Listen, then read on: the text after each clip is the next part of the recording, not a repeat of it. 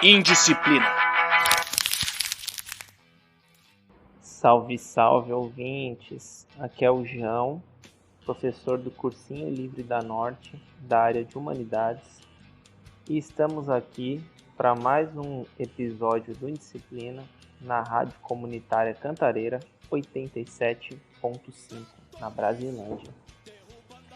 Bem, lembrando vocês que nós vamos ao ar todas as sextas-feiras, às 16 horas, e a reapresentação ocorre no domingo, às 22.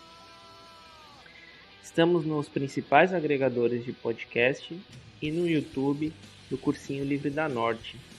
Basta buscar Cursinho Livre da Norte que você vai encontrar a gente lá no canal do YouTube. Além disso, nós temos uma página no Milharal, que é o seguinte endereço: cursinholivredanorte.milharal.org. E nós também estamos nas mídias sociais, Instagram e Facebook. No Instagram é @Cursinho Livre da Norte e no Facebook @Cursinho Livre da Norte. A mesma coisa para ambos os endereços nas mídias sociais. Segue a gente lá, se tiver alguma dúvida, manda uma mensagem. Se tiver sugestão de episódio, pode escrever. Enfim, estamos abertos aí para receber a mensagem de vocês. Outra coisa importante é que esse ano nós retomamos as atividades presenciais do cursinho. Então é muito importante que vocês acompanhem nossas atividades, nossas ações. Se conhecer alguém que está interessado em estudar, passar o nosso contato, falar da gente. Enfim, vai ser um retorno muito esperado por nós. Passamos aí por um período de pandemia, de trabalho online. E estamos muito ansiosos e esperançosos aí com esse retorno, né? E aguardamos vocês aí para chegarem junto com a gente. Hoje nós vamos falar sobre um tema polêmico que está em disputa e está sendo usado a sua própria revelia. Ou seja, alguns grupos e indivíduos estão usando esse tema para expressar e justificar discurso de ódio e preconceito. Então esse assunto de hoje é a liberdade de expressão. Bem, pessoal, a ideia do episódio surgiu pelo caso recente da declaração do Monark, no Flow Podcast, em apoio ao nazismo, em sua defesa de que os nazistas possam se expressar, possam ser ouvidos, tenham uma entidade representativa. Isso foi dito com o apoio do deputado federal Kim Kataguiri, do Podemos, que também estava no programa e defendeu a existência de um partido nazista, né? Fazendo alusão aí, referência aos Estados Unidos, que permite na sua legislação a organização política e a expressão política dos nazistas, né? Do nazismo. Também junto com eles estava presente a deputada federal Tabata Amaral, que é do PDT, que divergiu do posicionamento deles, mas estava ali mais como uma cortina de fumaça, para tentar mostrar como ela se diferencia dos seus amigos de pensamento liberal, embora defendam coisas conjuntamente, como as privatizações, a redução de políticas públicas e sociais, que a concorrência do mercado é a melhor forma de se organizar uma sociedade e que a lógica da concorrência privada gera, por consequência, uma suposta igualdade de oportunidades, né? Todo aquele discurso meritocrático que a gente conhece, de que quem quer consegue, basta lutar, basta acordar cedo, basta trabalhar, só depende da sua vontade. Esse discurso aí a gente ouve no nosso dia a dia e a gente está acostumado a descobrir de ver que se trata de uma grande mentira, né? Sobre essa falácia falácia dessa ideia de mais mercado e menos Estado, a gente já comentou um pouco em outros episódios do Indisciplina. Mas quem sabe mais pra frente a gente não faz um EP só sobre esse assunto, né? Mostrando pra vocês aí, que são os nossos ouvintes, qual é a nossa crítica, né, em relação a esse pensamento liberal, o que está em jogo quando os liberais falam sobre esse mercado, sobre essa defesa de menos Estado, de que a empresa capitalista deve ser o motor de organização da sociedade. Então, pensando aí então qual que é a posição nossa, né, enquanto coletivo, que tem uma leitura crítica desse liberalismo, sempre mais à esquerda e a partir dos de baixo, né, ou seja, a partir do povo. Então, mais pra frente a gente vai pensar em um episódio bacana para vocês, falando sobre isso, para elucidar então o que é liberalismo, socialismo, anarquismo, que acho que vai dar uma conversa bacana. Outra situação, né, notem, que aconteceu recentemente, foi com o deputado estadual Mamãe Falei, que gerou uma grande polêmica aí esses dias nas redes sociais, que implicou uma perda de não sei quantos mil seguidores do deputado nas suas redes sociais, Twitter, Instagram,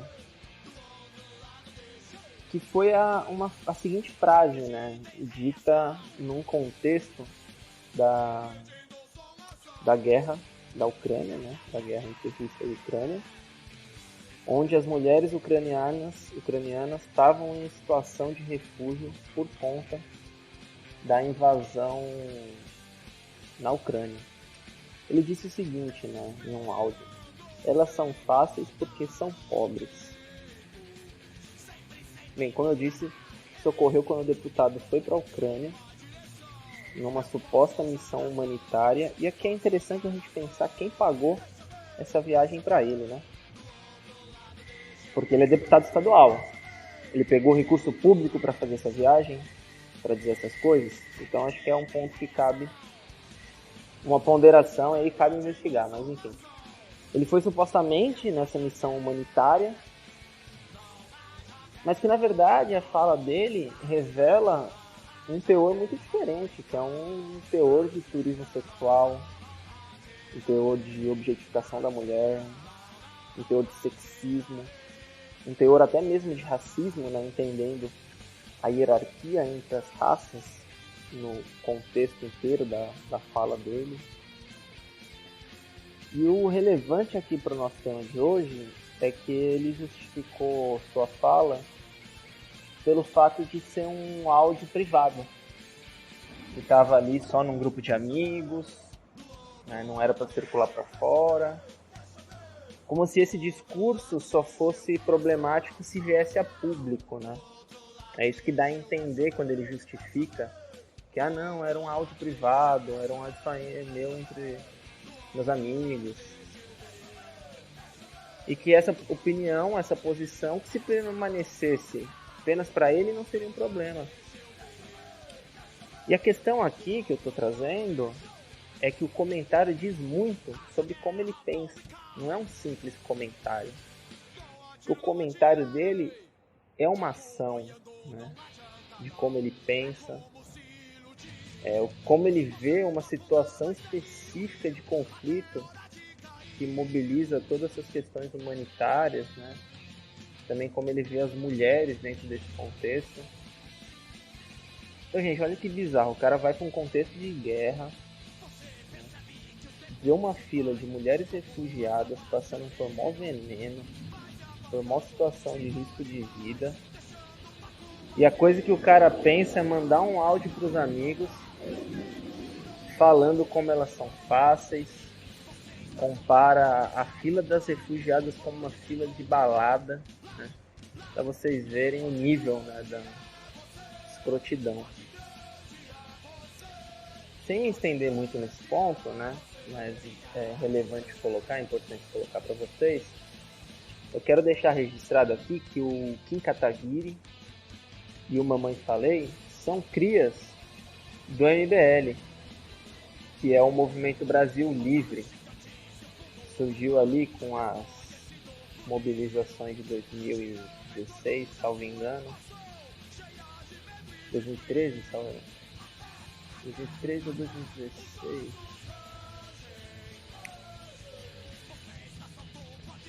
Surgiu em 2014, as manifestações de 2014.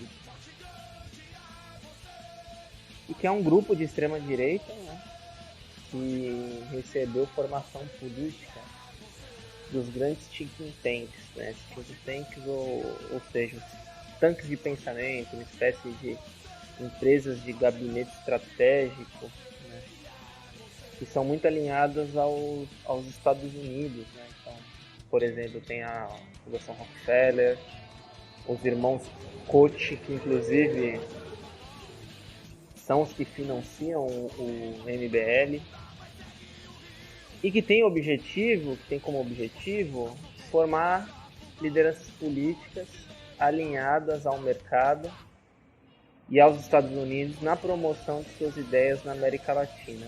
E não apenas na América Latina, né? A gente vê essa interferência, essa influência dos think tanks nos países pós-coloniais, na periferia do capitalismo, no sul global como um todo. Então, Índia, África do Sul, alguns lugares do Sudeste Asiático também. Então, esse é o objetivo, né? Esses think tanks buscam influenciar politicamente, influenciar entre aspas, porque a coisa não é tão assim, né? Buscam interferir politicamente em decisões nacionais desses países, na autodeterminação dos povos. E isso se dá muitas vezes de forma violenta, por golpes de Estado, deposição de presidentes eleitos democraticamente. Então, gente, não se enganem, né? Esses caras têm muita gente grande e interesses mercadológicos de corporações por trás deles. A gente não pode deixar se iludir pela figura do Fernando Holliday ali no podcast Mano a Mano com o Mano Brown, no qual ele tenta se desvincular do bolsonarismo. Ele fala, não, nós somos liberais, somos diferentes dessa extrema-direita conservadora. Quando a gente olha lá para 2008, estava todo mundo de mãos dadas ali, MBL, os liberais, o bolsonarismo, certo? Eles estão querendo pular do barco agora. Então esses caras, eles têm o destaque que têm, não só esses caras, essas mulheres também, a Tabata está incluindo aí, por mais que ela tenha se divergido, tenha criado uma divergência em relação à opinião do Monark e do Kim Kataguiri no dia do Flow, ela tem alinhamento com várias ideias, como eu falei para vocês, com esses caras, né, principalmente nesse aspecto do mercado. Então, essas pessoas têm muito investimento financeiro, né, neles, interesses políticos dos Estados Unidos para o nosso território aqui brasileiro, né? Então, não são figuras que venceram, que olha como se destacaram, porque estudaram por conta daquilo, né? E pelo contrário, são figuras escolhidas a dedo para fazer essa interferência e essa disputa com muito dinheiro, com muita verba, com muito orçamento de marketing nas redes sociais, fake news e por aí vai, documentários. Todo um aparato cultural aí para dar base e sustentação para a ação desses grupos de direita. Então a gente não pode cair nessa ilusão e não comprar esse jogo de que meritocracia é o caminho, né?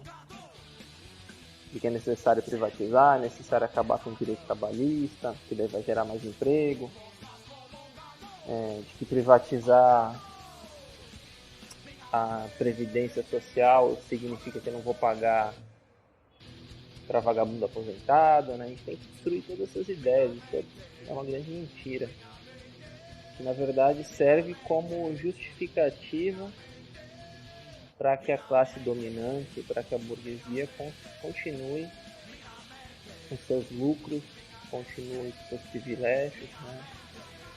Nessa questão da aposentadoria, em nenhum momento se questionou a aposentadoria dos militares, né? A aposentadoria, o sistema previdenciário brasileiro não é deficitário. Só que os militares comem uma fatia muito grande dessa aposentadoria e isso não foi colocado em questão. Esse tabuleiro não se mexeu. Em relação à reforma trabalhista, estão querendo destruir o serviço público, que são espaços onde existe uma mobilização social, uma organização de classe. Querem acabar com isso porque acabam com qualquer resistência às mudanças que esses conservadores, os capitalistas estão propondo. E querem deixar o povo em miséria mesmo, né? O trabalho intermitente é isso, né? Você vai receber quando você trabalhar. Então, você fica a semana inteira esperando uma ligação para trabalhar, você vai lá, trabalha 1 hora, você vai receber por aquela 1 hora. Se trabalha 6 horas, você vai receber por aquelas 6 horas.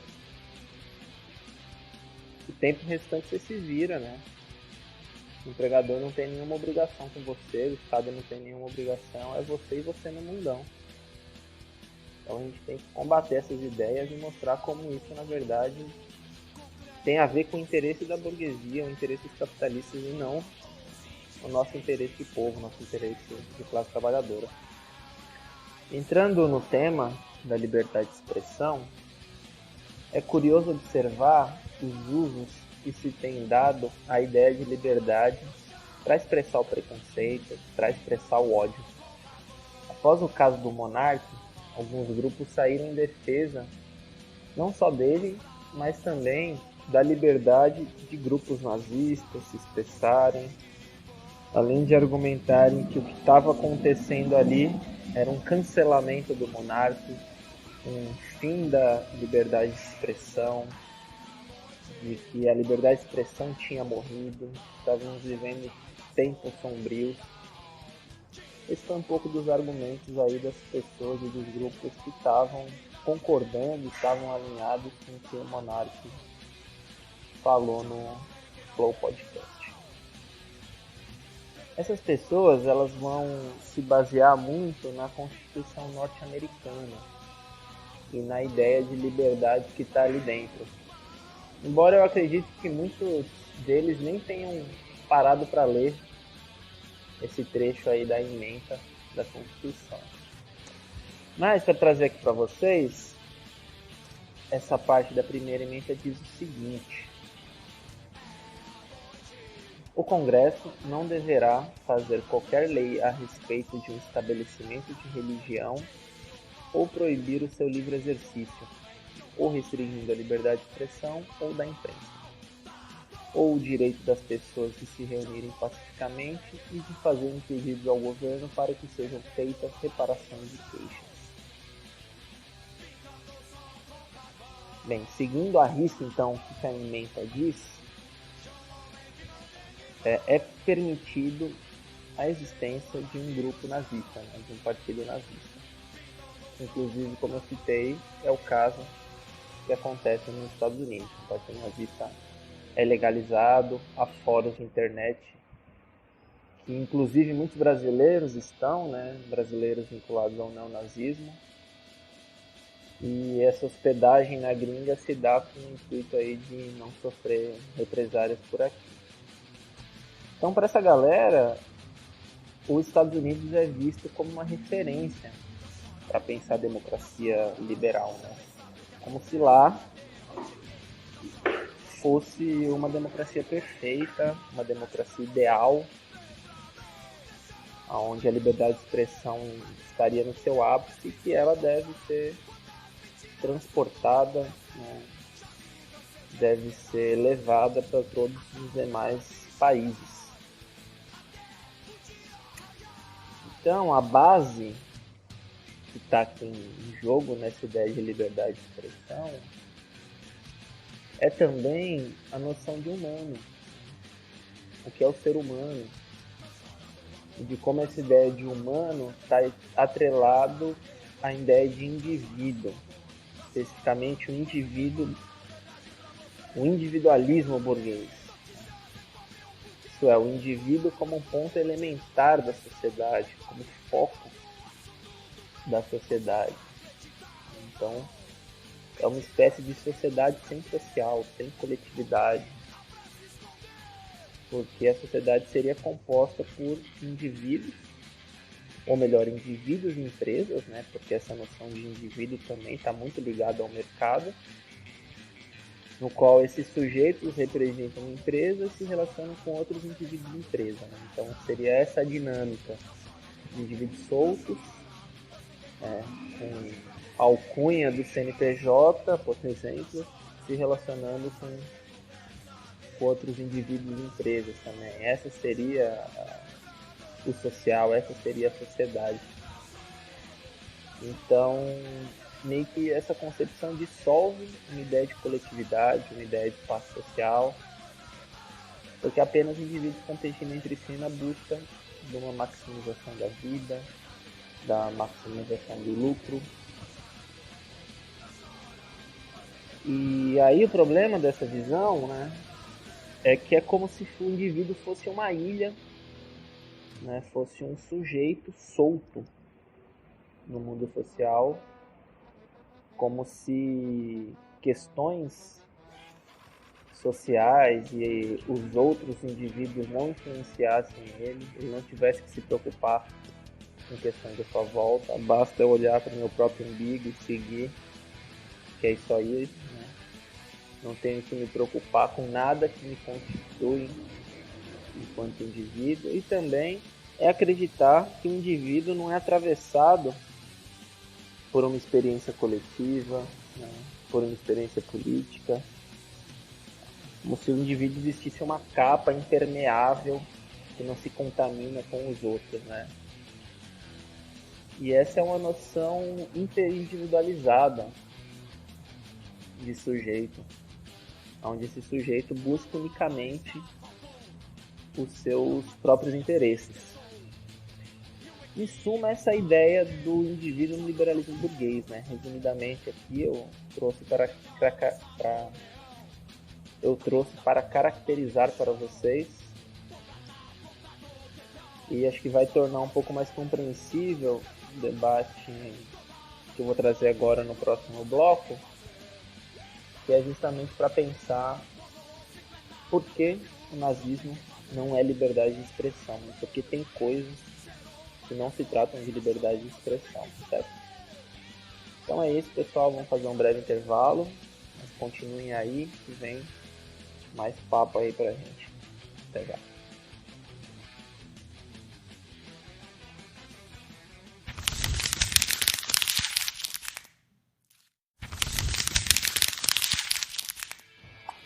Salve, voltamos aqui na Rádio Comunitária Cantareira 87.5 na Brasilândia.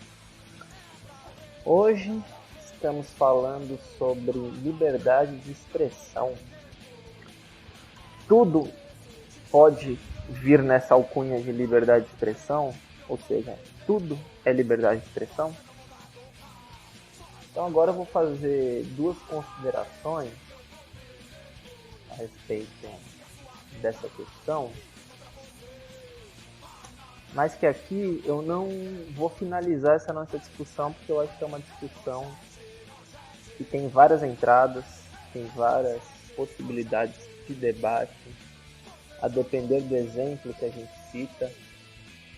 Quando eu preparei a gravação desse podcast, eu fiquei pensando muito a respeito dos grupos anti-vacina que ganharam força, né? Apareceram muito aí durante a pandemia, os grupos negacionistas, né?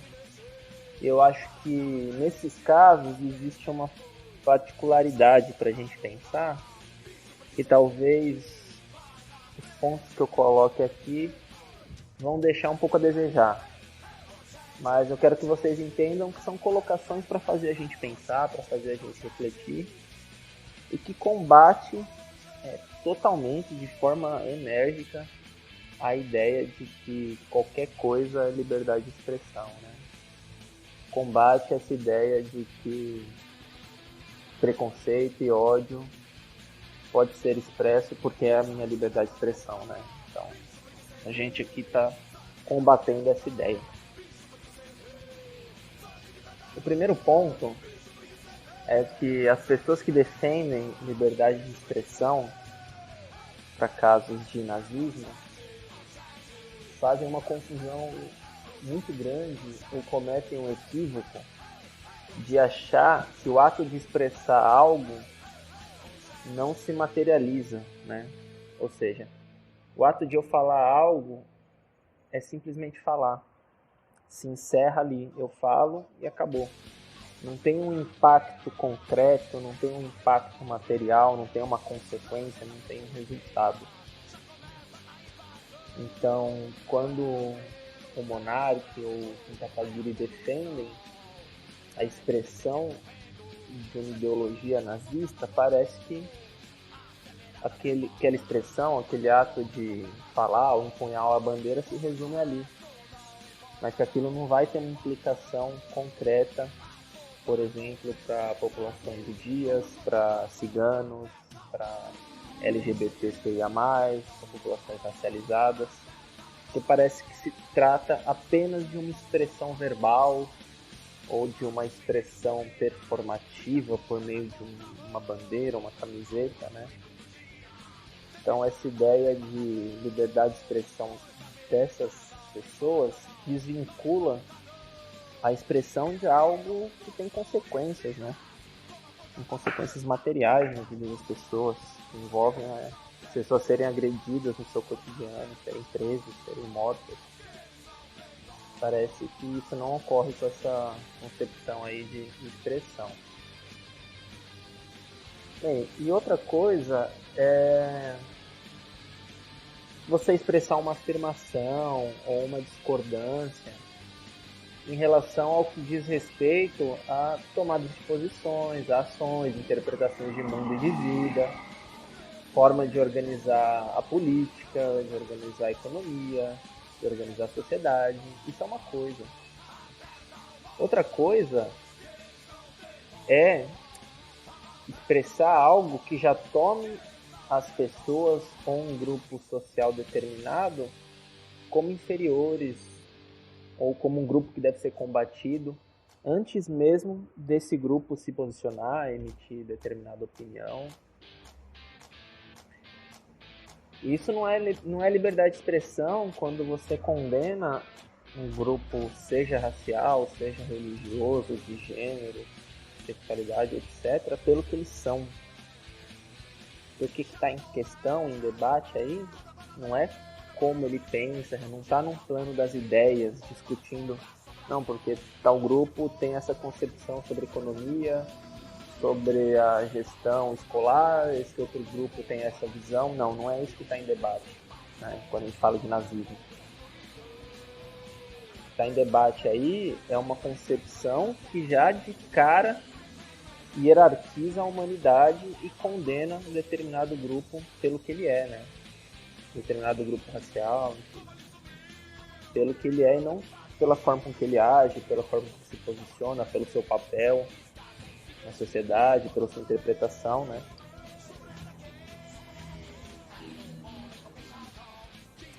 Exemplos, vamos pensar aqui no caso das pessoas que defendem a cloroquina para o tratamento da Covid, né? As pessoas que falam que a cloroquina é eficaz no tratamento da Covid. Eu não concordo com a leitura, né? Mas as pessoas podem achar isso. Elas não estão proibidas de falarem isso. Não existe uma restrição para elas falarem isso. Então, a defesa da liberdade de expressão só faz sentido quando ela está ameaçada. A pessoa pode achar que a cloroquina é eficaz no tratamento da Covid. A gente viu no mundo inteiro setores, né, que defenderam e defendem isso, mas na verdade quando chega na hora da vacina muitos estão tomando, né? O negacionismo aqui no Brasil tem essa cara. Isso é curioso, porque se a gente olha os dados aí do grupo que é anti-vacina, que é anti-ciência, e da porcentagem da população vacinada, as contas aí não estão fechando, né? Tem negacionista aí tomando vacina quietinho. Bem, o que cabe a nós então é mostrar como isso é uma doideira, né? Como a cloroquina não é eficaz, já ficou comprovado, existem dados, existem pesquisas científicas, né? Existem publicações, a gente tem que mostrar as consequências disso para a saúde pública. Então aqui é um debate que está... É um debate, está no plano das ideias, da disputa das ideias, né? Explicitar como é uma concepção totalmente equivocada essa ideia da cloroquina. Os dados da pandemia mostram isso, né? Então, esse aqui é uma coisa.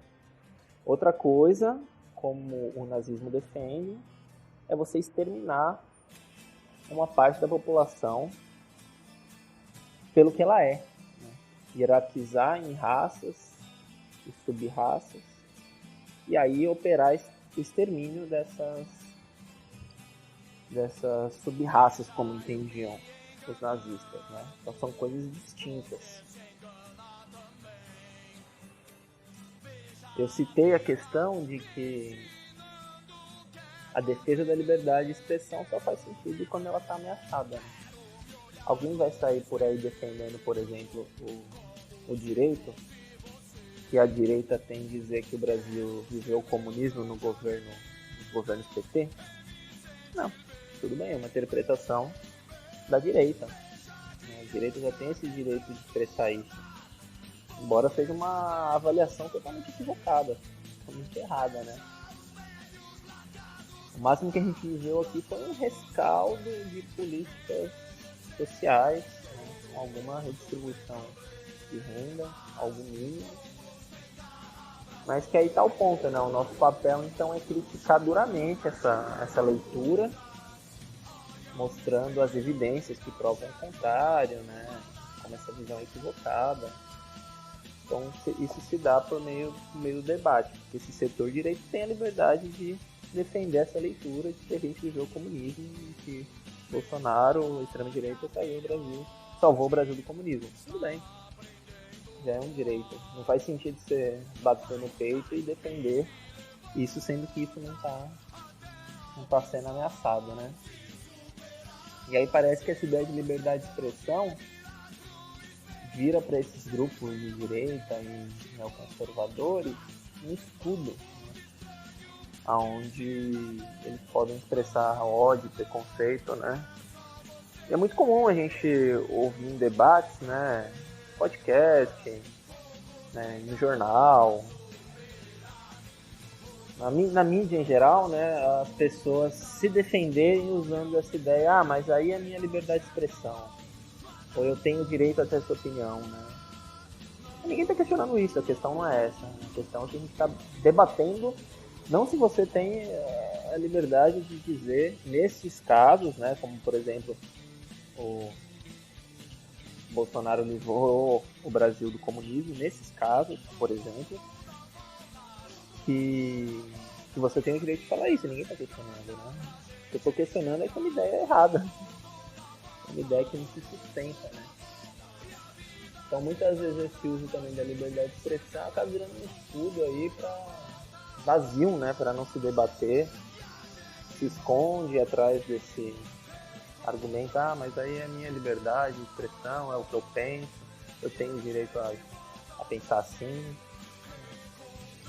Que é muito diferente, como eu falei para vocês, no caso do nazismo, né? O caso do nazismo não entra aí, por conta desse aspecto de colocar as pessoas pelo que elas são numa condição de condenados, né?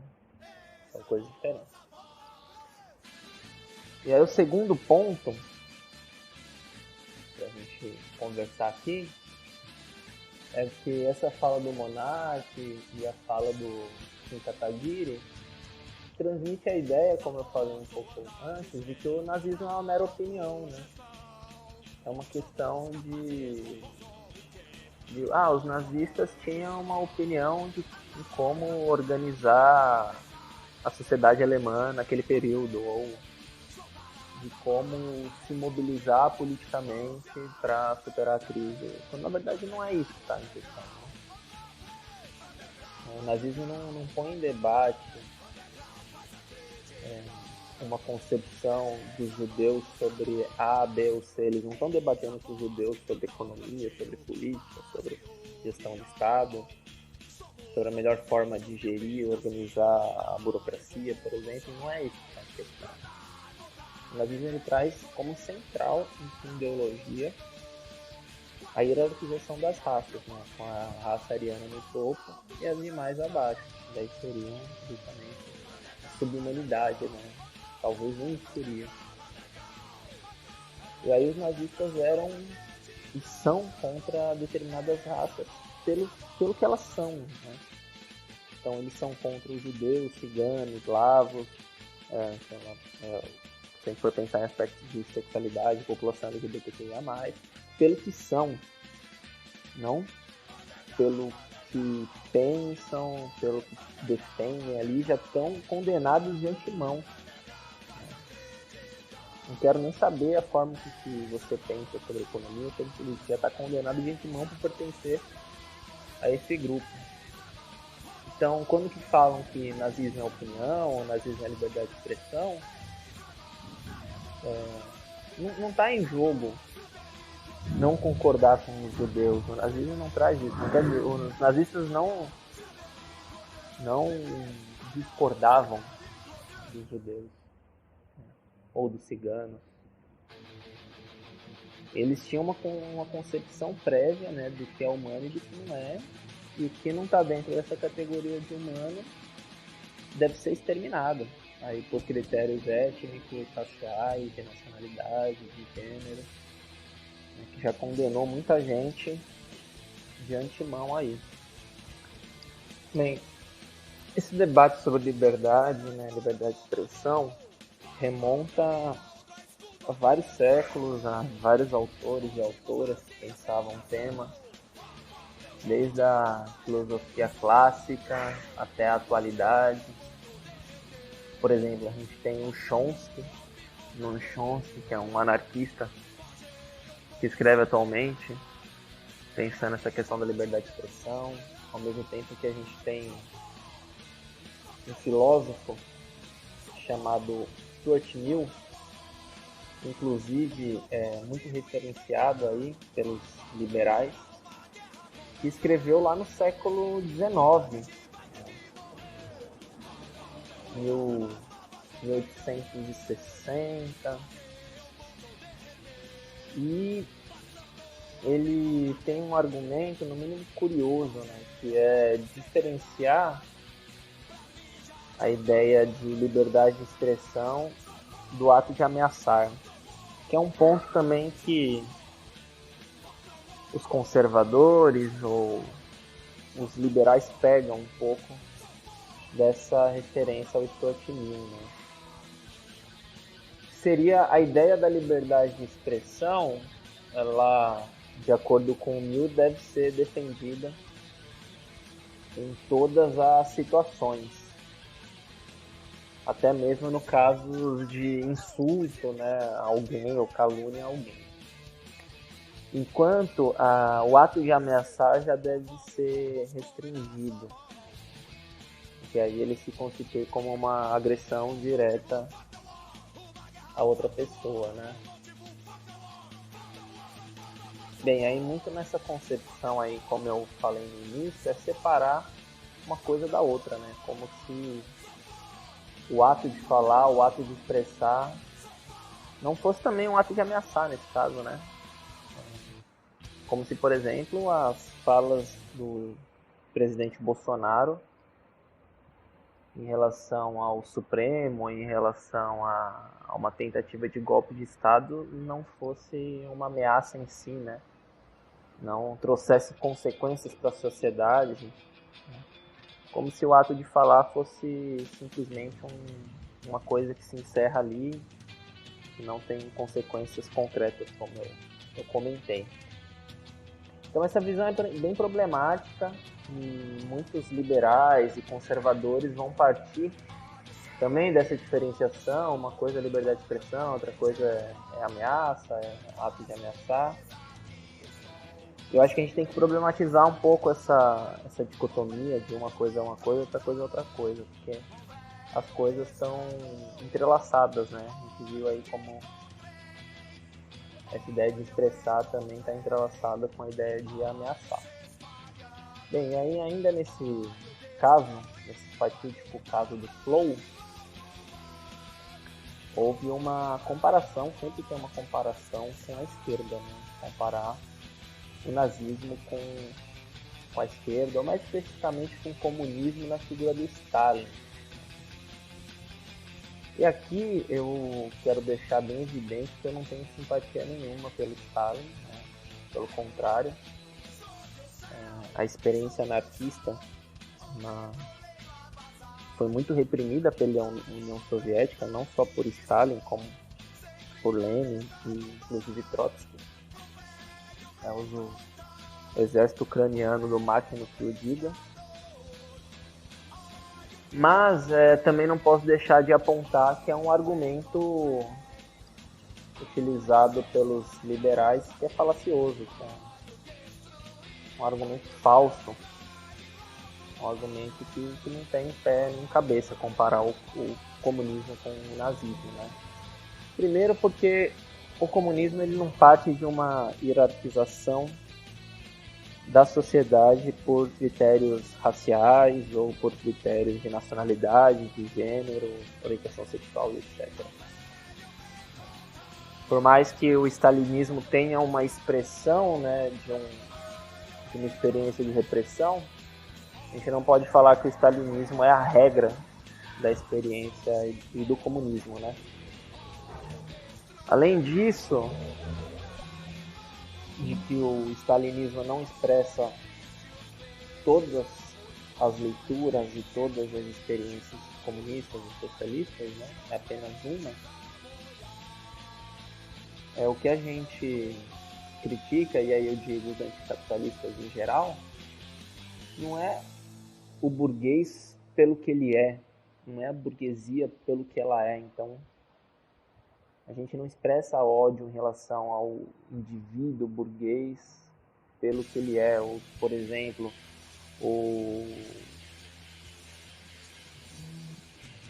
pegar o caso aí da família Lehmann ou do Jorge Lehmann, não tem nada contra o Jorge Lehmann, né?